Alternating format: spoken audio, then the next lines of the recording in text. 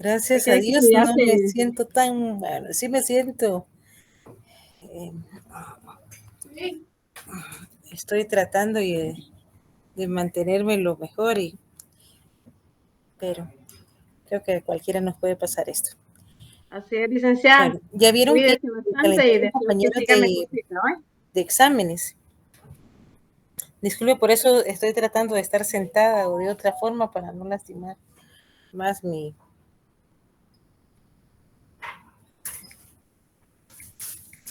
pie derecho.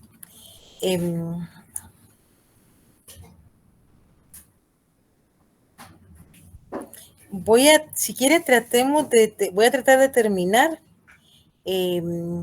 la presentación y los dejo porque también ustedes tienen que, la mayoría van a votar aquí en Guatemala o van a ir al interior.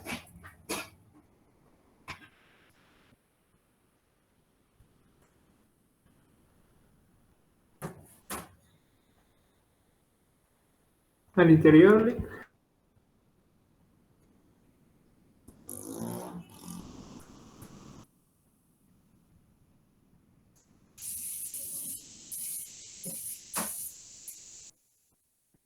Bueno, por favor, los que tengan que viajar al interior, viajen con cuidado. Su vida vale mucho para que no se vayan les pueda pasar nada.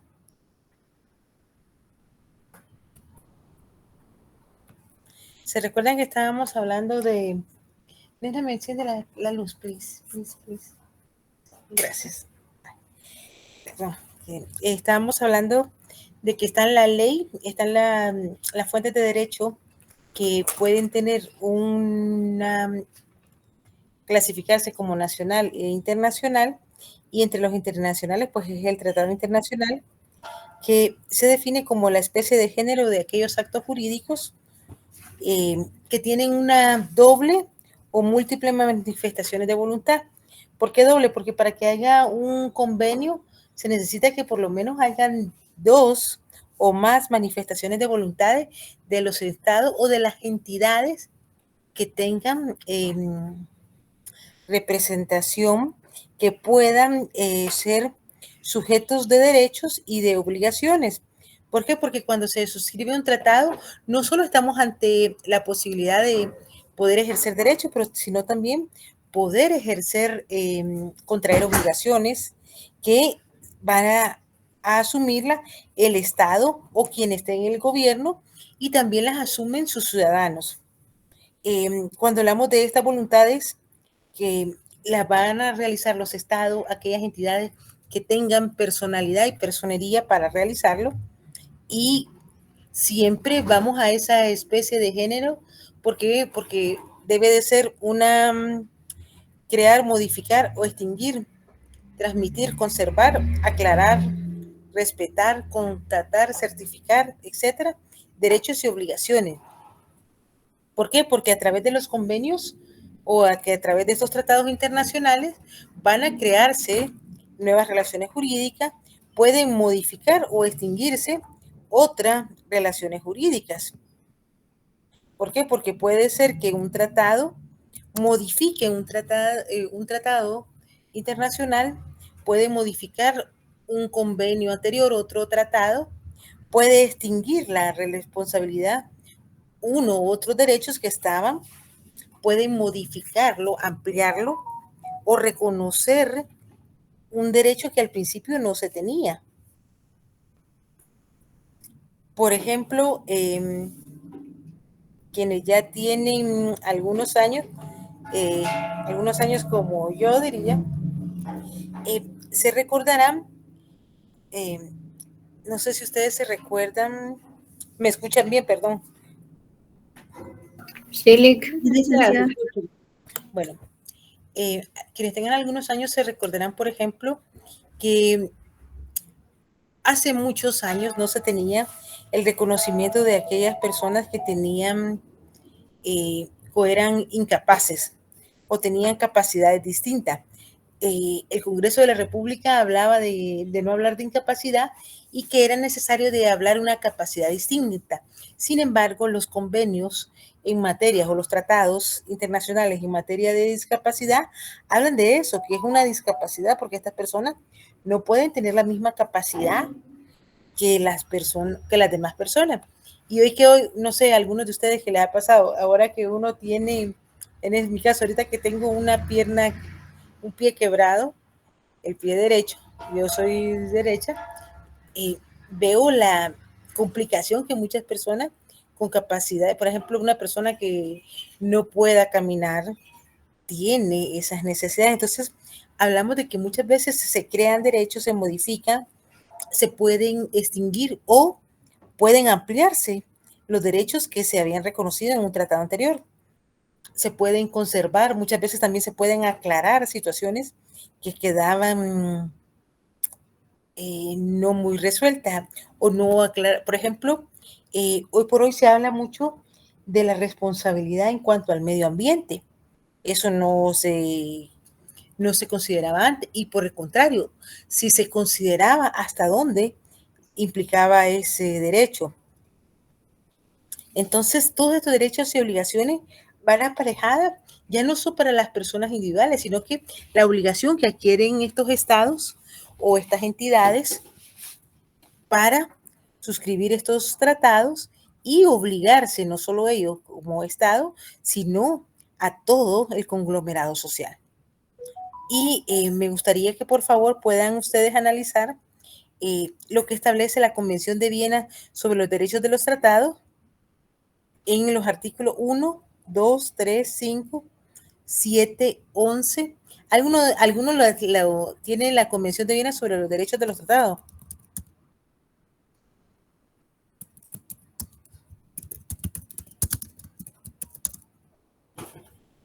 Hay la Convención de Viena tiene varias. Tiene sobre los tratados, hay sobre relaciones consulares y relaciones diplomáticas. Y es por eso que siempre les vuelvo a decir la importancia que tiene realmente el derecho internacional en el último siglo. ¿Por qué? Porque es hasta 1969 que se empiezan a regular todas estas obligaciones que tienen los estados o contraen los estados. Por ejemplo, en el artículo 1 establece que la presente convención, que es la Convención de Viena, se aplica a los tratados entre estados. Va a tener términos empleados como que se entiende por tratado como aquel acuerdo internacional celebrado por escrito entre estados y regidos por el derecho internacional, ya sea que conste en un instrumento único o en dos o más instrumentos conexos o cualquiera que sea su denominación. A ver, repasando un poco, se recordarán que cuando nosotros suscribimos tratados, muchas veces se crean los tratados, hay estados, Guatemala es uno de los estados que más lo firma rápido, entonces, que los firman, que los suscriben, hay otros que los suscriben posteriormente o que hacen alguna denuncia porque hay algunos elementos en esos tratados que le hacen que el Estado no pueda cumplir porque no tiene la capacidad jurídica para hacerlo en ese momento o haya elementos que vayan en contra de el ordenamiento jurídico, la costumbre, la idiosincrasia y entonces denuncia esos tratados o denuncia los artículos que no puede cumplir o deja un plazo para el cumplimiento de los mismos. Y en el artículo 2 viene a establecer una serie de términos que sirven para poder establecer cómo aplicamos estos tratados o qué entienden, por ejemplo, cómo entendemos por ratificación, aceptación, aprobación y adhesión. Y es por eso que muchas veces puede estar el tratado, puede haber, por ejemplo, la convención contra la delincuencia organizada transnacional tiene la convención, que es un tratado, pero además de eso tiene 3 protocolos que están anexos a la misma, y es por eso que hacen esta aclaración, porque según el caso, el acto internacional, por ejemplo, para la ratificación, aceptación, aprobación y adhesión, así denominado, por el cual el Estado hace constatar en el ámbito internacional su consentimiento. Y aquí acuérdense que el consentimiento, cuando hablamos de declaraciones de voluntad, puede ser tácito o expreso para obligarse por un tratado. Y vamos a entender por plenos poderes un documento que emana de la autoridad competente de un Estado por el que designa a una o varias personas para que los represente, para representar al Estado en las negociaciones, en la adopción, la autenticación del texto de un tratado, para expresar el consentimiento del Estado en obligarse por un tratado para ejecutar cualquier acto u otro acto con respecto a este tratado. Van a entender por reserva una declaración unilateral, cualquiera que sea su enunciado o denominación hecha por un Estado al firmar, ratificar, aceptar o aprobar un tratado o al adherirse a él, con el objeto de excluir o modificar los efectos jurídicos de ciertas disposiciones del tratado en la aplicación de este a ese Estado. Van a entender por Estado negociador a un Estado que ha participado en la elaboración o adhesión del texto del tratado. Y también entienden por un Estado contratante a un Estado que ha consentido en obligarse por el tratado, haya o no entrado en vigor. Es decir, ese deseo de obligarse se entiende por un tercer Estado, un Estado que no es parte del tratado. Por organización internacional, una organización intergubernamental, y las disposiciones del párrafo 1 sobre los términos empleados en el presente convención, en la Convención sobre los Derechos de los Tratados, se entenderá sin perjuicio del empleo de este término en el sentido que pueda dar el derecho interno a cualquier Estado. Los acuerdos internacionales no comprendidos en el ámbito del presente convención. También, acuérdense que estábamos hablando que en 1969, después de haber salido de la Segunda Guerra Mundial, de que ya se había tratado de hacer la Comunidad de Naciones, que fue antes de 1924, antes de la Segunda Guerra Mundial, antes de que surgiera la ONU, como hoy la conocemos, y la Organización de Naciones Unidas. Y entonces se consideró que el hecho de la presente convención no se aplique ni a los acuerdos internacionales celebrados entre Estados y otros sujetos de derecho internacional, o entre otros sujetos de derecho internacional, ni a los acuerdos internacionales no celebrados por escrito. No afectará el valor jurídico de tales acuerdos. ¿Por qué creen ustedes que se refiere a estos acuerdos internacionales que no estén celebrados por escrito?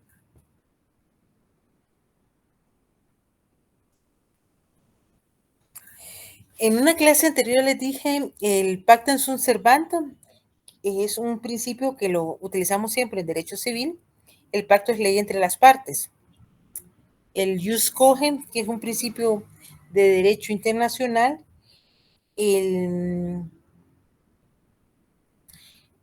Que en el derecho internacional público, así como el derecho internacional privado, durante muchos siglos, desde del siglo XIII hasta la presente fecha, muchas veces no habían convenios entre dos estados.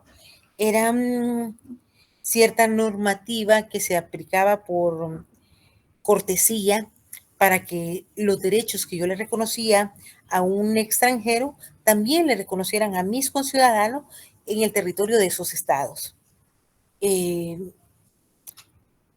Era por mantener un equilibrio entre los estados, pero no existía una normativa o no existían todas las solemnidades que hoy conocemos con estos pactos. Entonces, se habla de esta necesidad de que se puedan reconocer estos hechos porque no todo iba a ser por escrito, muchas veces era de palabra, muchas veces eran también, si eran amigos, estados o amigos, también cuando eran estados hostiles. Entonces se daba este valor jurídico o que no estaba comprendido de estos acuerdos. También se consideraba, como lo establece en el artículo 3, que a la aplicación de los mismos de cualquiera de las normas enunciadas en la presente convención, a que estuvieran sometidos en virtud del derecho internacional, independientemente de esta convención. Y era lo que les decía, como se aplicaba por amistad, por cortesía, por mantener esa paz entre los estados, entonces no importaba que no hubiera un convenio escrito, sino que tácitamente un estado se había comportado de X o Y manera que daba a entender que esa era la voluntad, aunque no hubiera un convenio. Y a la aplicación de la convención en las relaciones de estados entre sí, en virtud del acuerdo internacional en la que fueran asimismo parte de otros sujetos de derecho internacional. En materia también de tratados, también se estableció, como en todas las normas jurídicas, la irretroactividad de la presente convención. Quiere decir que la convención sobre los derechos de los tratados iba a tener cualquiera de las enunciados, cualquiera de las reglas que fijara en los tratados, sin perjuicio de la aplicación de cualquiera de las normas enunciadas en la presente convención a la que los tratados estén sometidos en virtud de derecho internacional, independientemente de esta convención, esta solo aplicará a los tratados que sean celebrados por los estados después de la entrada en vigor de la presente convención con respecto a tales estados. Ahora les voy a hacer la pregunta del millón. Ahí está diciendo la obligación que tienen después de que se suscribe esta norma. Pero ¿qué pasa con la Declaración de los Derechos Humanos? La Declaración Universal de los Derechos del Hombre, que se suscribe después de salir de la Primera Guerra Mundial y que fue muy, muy apoyada por Roosevelt, por su esposa Eleanor Roosevelt, y que es uno de los pilares fundamentales en derechos humanos.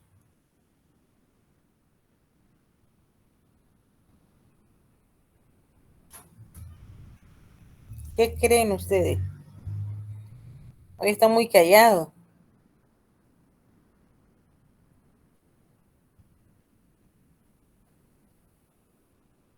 Bueno, como nadie cree nada, voy a empezar a usar la dedocracia. ¿Qué creen ustedes? Porque aquí dice que las convenciones van a tener vigencia o van a cobrar cierta obligación después de sí, Víctor, después de esta convención, pero esta convención es de 1969 y la Declaración sobre los Derechos del Hombre es de 1945, después de recién saliendo de la Segunda Guerra Mundial. ¿Cómo entenderían este elemento ustedes? ¿Se puede o no establecer? Y se recordarán que hay una diferenciación entre declaración, tratado, convenio, lo que se considera en derechos humanos como soft law o con los tratados como normas suaves. ¿Consideran ustedes entonces que si hasta lo de esta Convención sobre los Derechos de los Tratados es de 1969, no tendría eficacia jurídica todos aquellos convenios que nacen antes de 1969?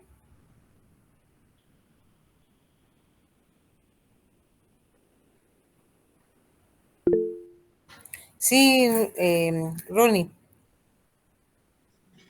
Buenas tardes, licenciada, compañeros.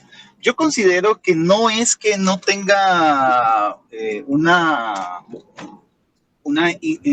incidencia como es un tratado de derechos humanos y es una situación que embarca mucha legislación que ayuda a ordenar ese cumplimiento del ser humano y sus comportamientos, considero que la irretroactividad acá no es que no se tome en cuenta, pero como es en beneficio de la humanidad en general, considero que se unen esas dos normas en distintas fechas.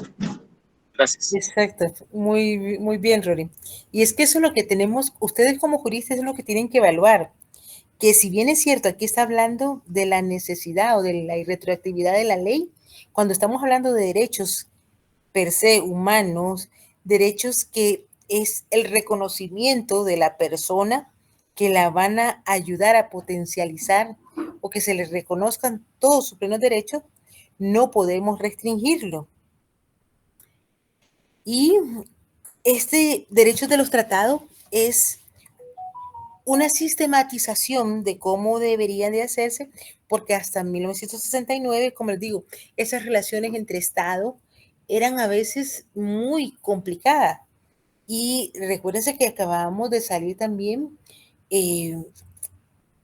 no solo estaba la Segunda Guerra Mundial, ya estaban los conflictos que se estaban dando entre Israel y Palestina, después de la Segunda Guerra Mundial lo volvieran a colocar en el área que habían tenido anteriormente. Entonces era que esta convención también regula ciertas situaciones entre los estados o entre la mejor forma de actuar entre los estados.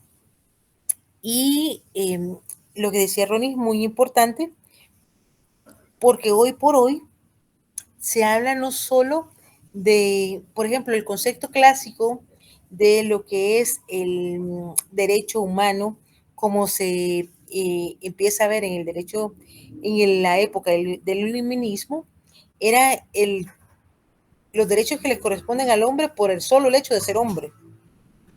Pero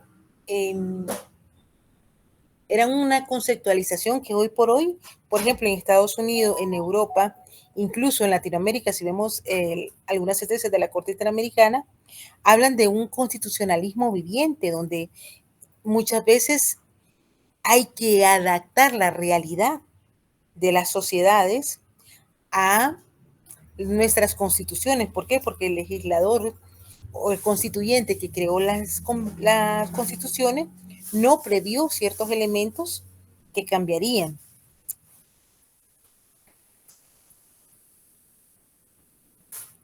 En ese mismo orden, ¿ya agarró el dinero? No. Allá está bien en mi cuarto, solo creo que no me acuerdo si habían 20, entonces, por ejemplo, en el artículo 4 ya habíamos hablado de esa retroactividad y los tratados constitutivos de organizaciones internacionales, así como los tratados adoptados en ámbito de una organización internacional, ellos consideran y plasmaron así: la presente convención se aplicará a todo tratado que es un instrumento constitutivo de una organización interna nacional y a todo tratado, hasta luego, tratado adoptado en el ámbito de una organización internacional sin perjuicio de cualquiera de las siguientes organizaciones. Y van en el artículo 6, están refiriéndose la necesidad o la capacidad de los estados para celebrar los tratados. Es decir, que hacen una comparación como la capacidad tanto de goce como de derecho que tiene una persona, como también la puede tener un estado para poder suscribir un tratado. ¿Quiénes van a ser las personas que los pueden suscribir? En el artículo 7. Y estos sí son muy importantes. Sí, Brenda, adelante. Brenda, compañerita. Brenda, no sé si... Entonces, ¿quiénes van a ser las personas que tengan los plenos poderes plenipotenciarios para poder suscribir estos tratados? Y para esa adopción de estos tratados, por ejemplo, se necesita una autenticación del texto de un tratado para que se pueda manifestar el consentimiento del Estado en obligarse por un tratado que se considere que para que esta persona representa al Estado. Por ejemplo, en Guatemala, ¿quién es el que representa al Estado a la hora de suscripción de tratados? Tenemos un Ministerio de Gobernación, de Relaciones Exteriores, tenemos un presidente, un vicepresidente. Entonces, casi siempre va a ser el ministro de Relaciones Exteriores, pero en determinado momento, dependiendo qué es lo que se esté, cuál es la materia que se esté legislando o se esté creando a través de un tratado, vamos a ver que muchas veces puede cambiar o quién va a comparecer a representar al Estado. Y si se presentan los adecuados plenos poderes o se deduce de la práctica seguida por los estados interesados o de otras circunstancias. También se previó en esta convención que la intención de estos estados ha sido considerar a esa persona representante del Estado para esos efectos y prescindir de la presentación de plenos poderes. Primero tiene que ser en virtud de sus funciones y sin tener que presentar los plenos poderes, se considera que representan a sus estados. Los jefes de Estado, los jefes de gobiernos, ministros de Relaciones Exteriores, para la ejecución de los actos relativos a la celebración de los tratados. Quiere decir que puede ser el presidente, los jefes del gobierno, el ministro de Relaciones Exteriores, los jefes de una misión diplomática cuando depende el tema que se esté tratando para la adopción de textos de un tratado entre el Estado acreditante, el Estado ante el cual se encuentran acreditados. Quiere decir que un embajador puede representar a un Estado para la suscripción de un tratado. Porque aquí dice, esta persona ya está acreditada. Si está de embajador, por ejemplo, en Roma o en España, en Estados Unidos,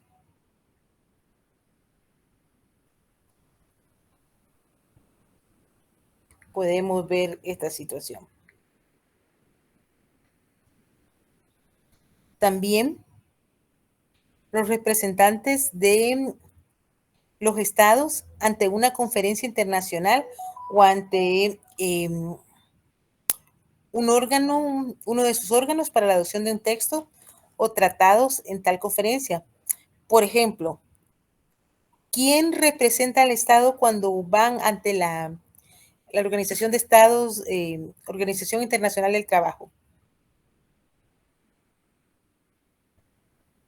O cada cierto, Ministerio de Trabajo. el ministro de Trabajo con su El ministro. comitiva. Acuérdense que no siempre, no solo a veces, por ejemplo, cuando cada cierto tiempo nos llaman a Bruselas o a Ginebra para determinar cómo estamos interactuando, también se nos pide esta situación.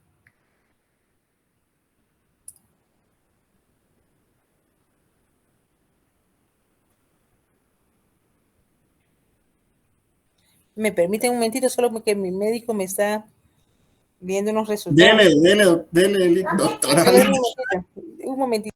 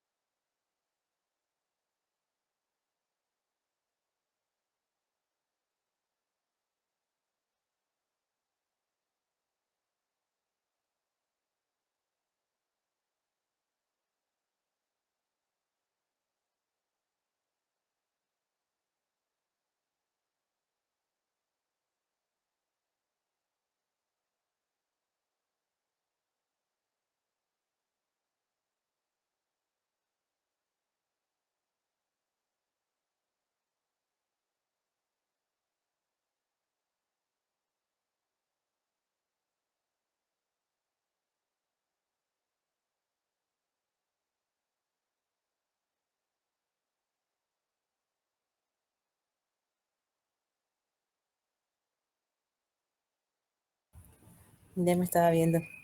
Entonces, esto, vamos a ver que en determinado momento puede variar quién va a representar al Estado. También hay una confirmación ulterior de los actos ejecutados sin autorización. ¿Por qué? Porque si nos damos cuenta, en el artículo 7 habla de que en determinado momento, cuando se firma un tratado, no necesariamente le van a pedir una nueva acreditación a estas personas, por lo que el artículo 7 establece, el artículo 8, que en un acto relativo a la celebración de un tratado ejecutado por una persona que conforme el artículo 7 no pueda considerarse autorizada para representar con tal fin a un Estado, no surtirá efectos jurídicos a menos que ulteriormente sea confirmado por el Estado. Quiere decir que va una persona y que no tiene todos los elementos o el reconocimiento jurídico para suscribir un tratado, posteriormente, si viene al Estado de Guatemala y lo adopta el organismo legislativo, presenta la ley y lo suscribe, allí sí ya tiene plena vigencia, plena obligación del Estado. El artículo 11 nos refiere en la Convención sobre los Derechos de los Tratados a la forma de manifestación del consentimiento o la forma de obligarse por un tratado. Y el consentimiento de un Estado en obligarse por un tratado va a poder manifestarse de conformidad con la firma, el canje de instrumento, que constituye en un tratado la ratificación, la aceptación, la aprobación, la adhesión, porque recuérdense que hay, ¿qué es lo que va entre el canje de instrumento, la aceptación o la adhesión? Es en qué momento se da el mismo. El consentimiento de obligarse por un tratado manifestado mediante la firma, y es que el consentimiento de un Estado en obligarse por un tratado puede ser por la firma del representante, cuando el tratado lo disponga que la firma tendrá ese efecto, cuando conste de otro modo que los Estados negociadores han convenido que la firma tenga ese efecto, o cuando la intención del Estado de dar ese efecto de la firma se desprenda de los plenos poderes del representante o se haya manifestado durante la negociación. Y también sigue estableciendo este artículo que la réplica de un texto equivaldrá a la firma del tratado cuando conste que los Estados negociaron así o así lo han convenido. La firma a referendo de un Estado por un representante equivaldrá a la firma definitiva del tratado si su Estado lo confirma. El consentimiento en obligarse por un tratado manifestando mediante el canje de los instrumentos que constituyen el tratado. Y este es básicamente que el consentimiento del Estado en obligarse por un tratado constituido por instrumentos canjeados entre ellos se manifiesta mediante este canje. Cuando el primero así lo disponga ese tratado, o cuando conste de otro modo que esos Estados han convenido que el canje de los instrumentos tenga ese efecto. El consentimiento a obligarse por un tratado mediante la ratificación, la aceptación o la aprobación. El consentimiento de un Estado en obligarse por un tratado se manifestará mediante la ratificación, siempre y cuando el tratado así lo disponga, como debe de darse ese consentimiento en la ratificación, cuando conste que los Estados negociadores han convenido que se exija la ratificación cuando el Estado, el representante del Estado haya firmado el tratado a reserva de ratificación o con la intención del Estado de firmar el tratado a reserva de ratificación se desprenda de los plenos poderes del representante o que se haya manifestado durante la negociación. Y el consentimiento de un Estado en obligarse por un tratado se va a manifestar mediante la aceptación o la aprobación en condiciones semejantes a las que rigen su ratificación. Bueno, les dejo de tarea que tienen que leer el artículo 15, 16, 26, 27, 28, 34 para que lo podamos discutir. Ya creo que se oficializó que el lunes va a haber descanso, ¿verdad? Así es, Sí, licenciada. el calendario dice que el miércoles es el examen. Sí. Entonces, bueno, al analizar a los tratados como fuentes de derecho internacional del derecho internacional privado, es primero necesario que realicemos una breve comparación entre la ley que es nacional, que es creada por un organismo legislativo, y los tratados que son creados por los estados o por órganos internacionales, o que son esa declaración de voluntades. ¿Cuáles son los rasgos? Pero también vamos a ver que entre la ley hay ciertos rasgos y el tratado ciertos rasgos que pueden ser comunes a los dos, y hay rasgos o características que los van a diferenciar. También la fuerza de la obligatoriedad es la coercibilidad, pues, que tienen cada una, en caso de que las mismas fueran antagónicas, y para señalar la iniciación de los tratados y de las leyes. Y cuando hacemos esa semejanza o esta forma de entenderlo, vamos a darnos cuenta que el tratado es, el cumplimiento es heteronómeo, es decir, que su cumplimiento no depende de la voluntad de los estados, parte o las organizaciones obligadas para su acatamiento. Los sujetos pueden ser obligados particulares como órganos del Estado, requieren para su aceptación que sean escritos, es decir, para que tenga esa fuerza jurídica, debe de ser por escrito.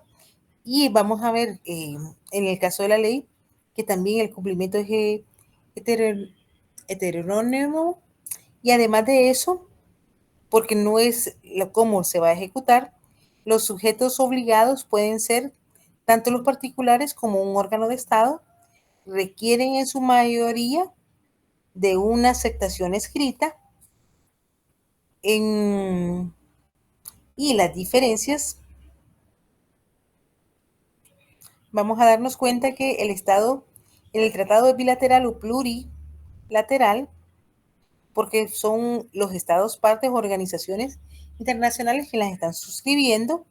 La ley es unilateral en virtud de que el Estado la promulga como ente soberano a través del órgano legislativo, pero la tenemos que cumplir los ciudadanos. El tratado es internacional, la ley es nacional. El tratado puede engendrar obligaciones entre particulares y órganos de Estado. Sin embargo, las obligaciones principales que originan están dirigidas a los estados.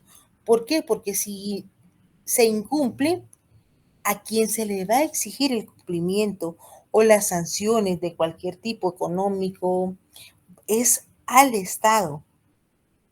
Es decir, las personas jurídicas estatal integran y no solo a sus órganos. En el caso de la ley, engendra obligaciones para los particulares que están comprendidos en la ley y a órganos de estados conforme a la ley.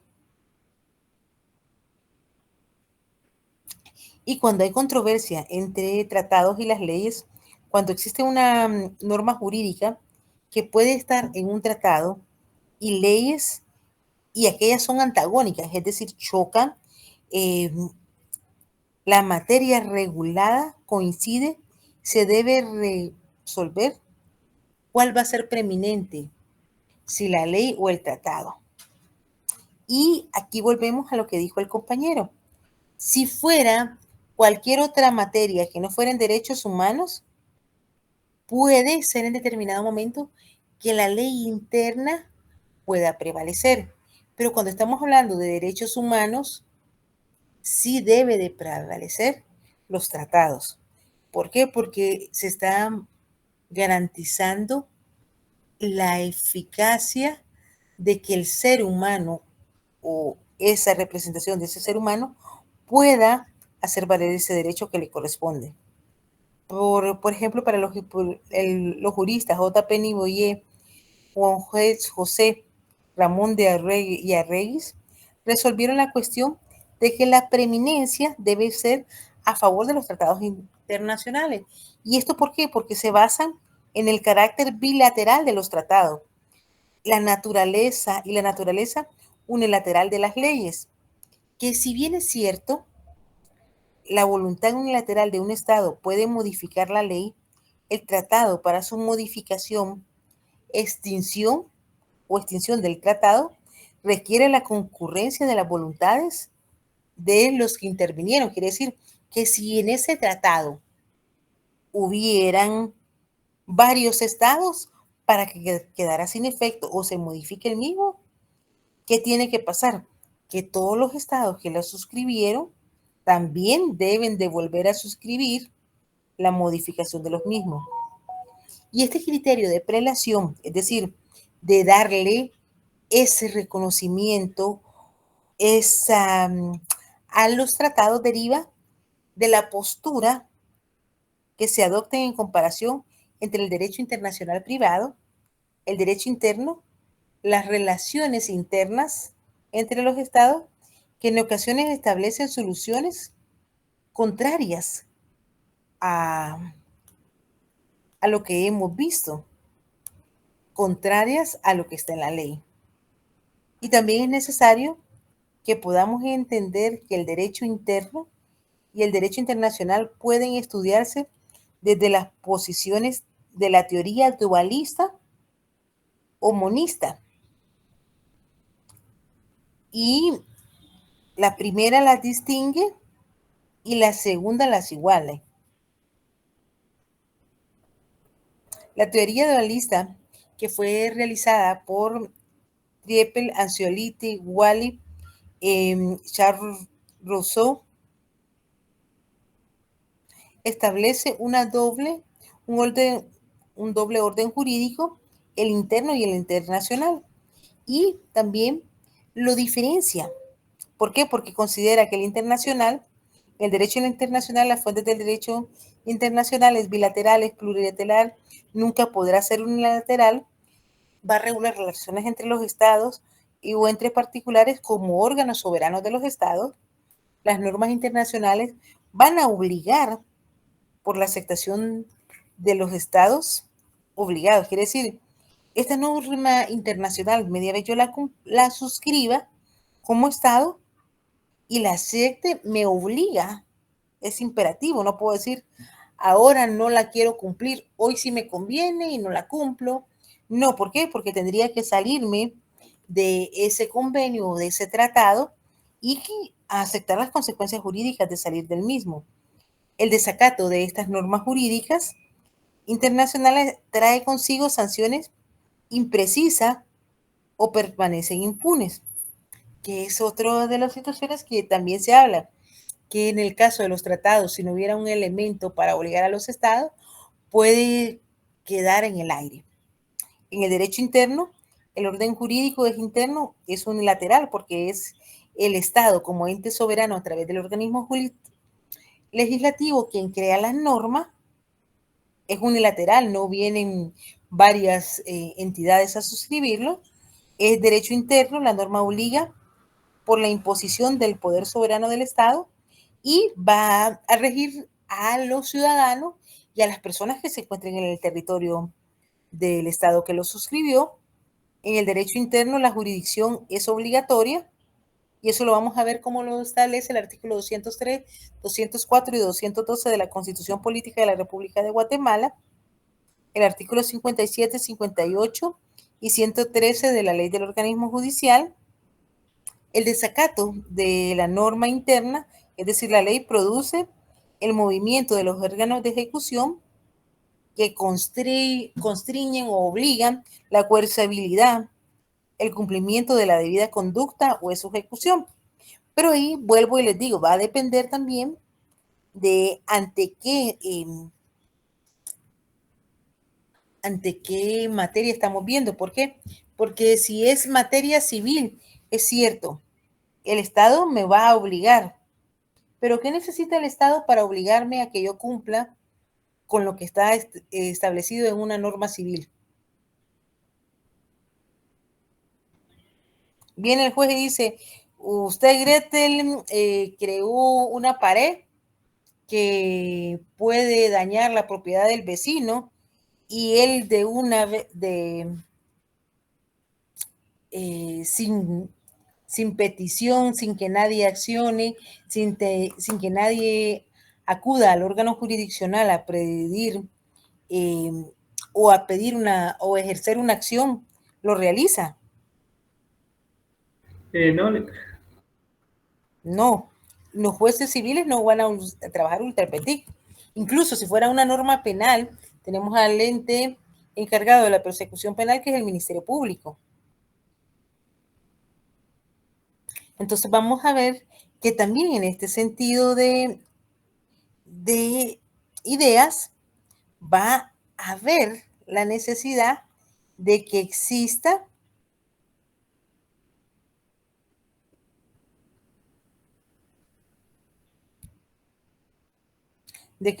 un actuar de las personas. Cuando hablamos de esta teoría monista,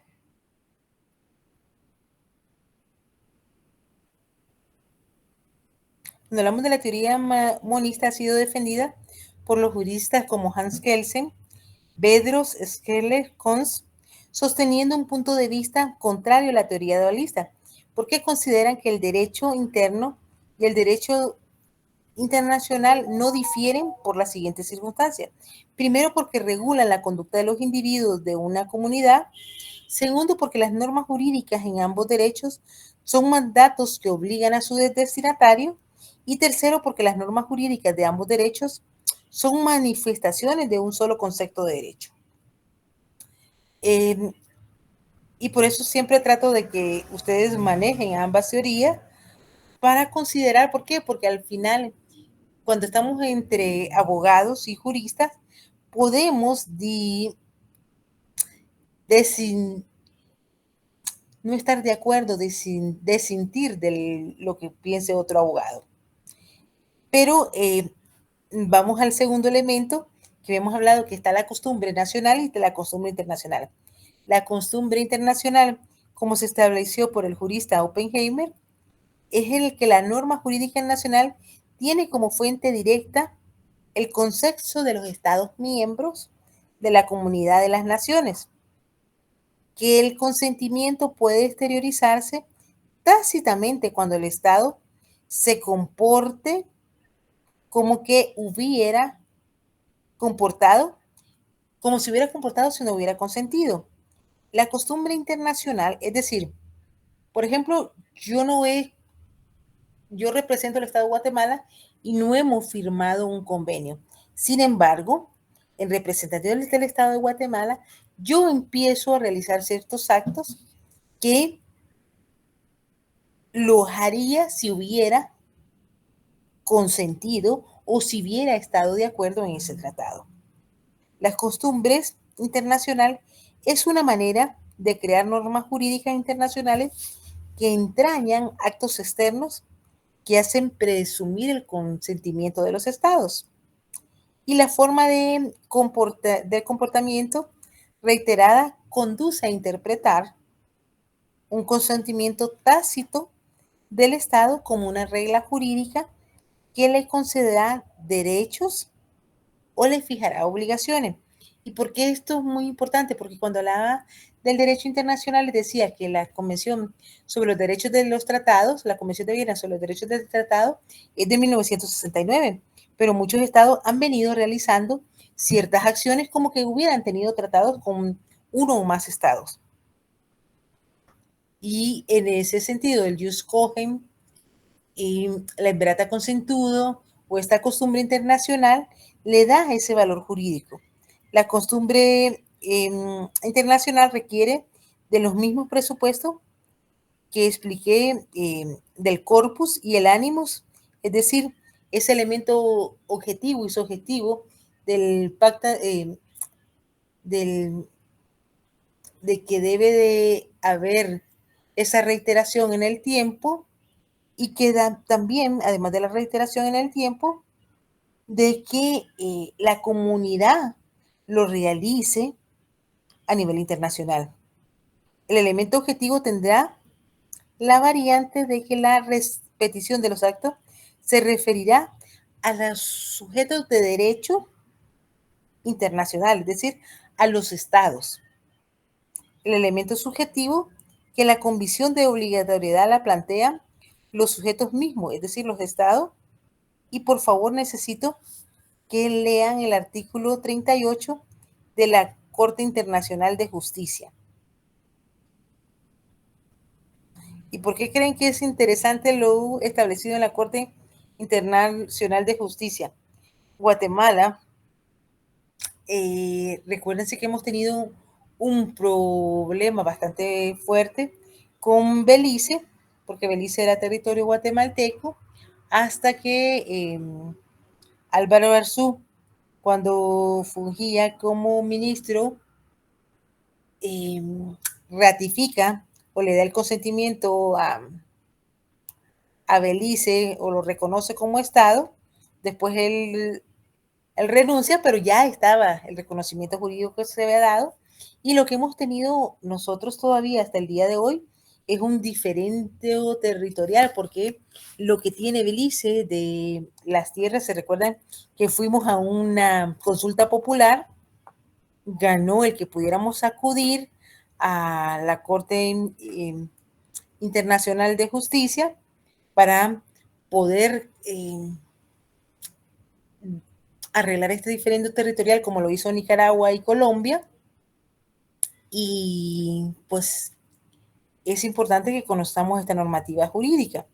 Y para eso, para la jurisprudencia, en el caso de la jurisprudencia internacional, para que se pueda indicar que hay jurisprudencia internacional, se necesita que existan tribunales internacionales que tengan a cargo la solución de conflictos que surgen con motivo de la vigencia espacial simultánea de normas jurídicas de más de un Estado.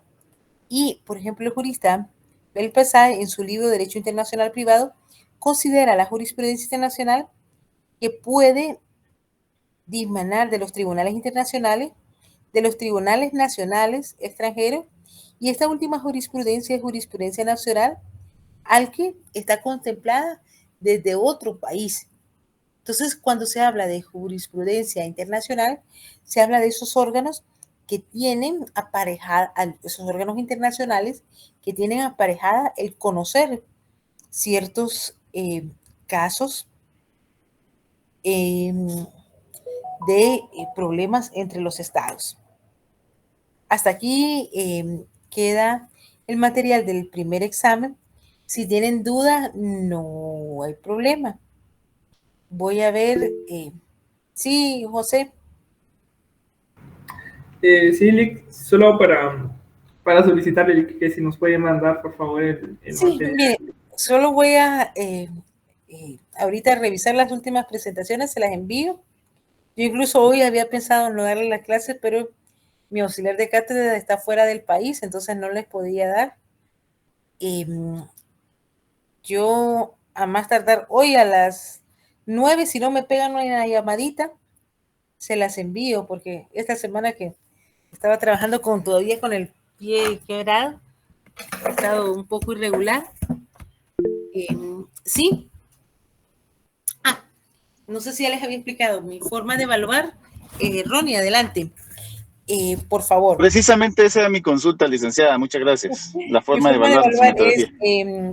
Hay una serie de preguntas abiertas, verdadero y falso, y selección múltiple.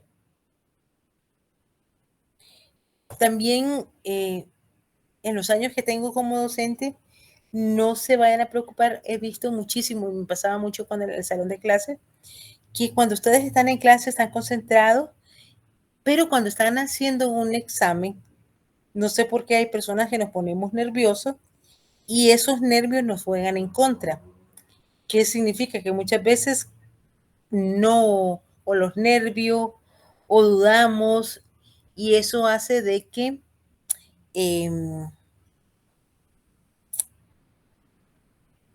por ejemplo, preguntas abiertas, yo les podría pedir que me digan por lo menos 3 definiciones de cómo se ha conocido a lo largo del tiempo nuestra materia de Derecho Internacional Privado.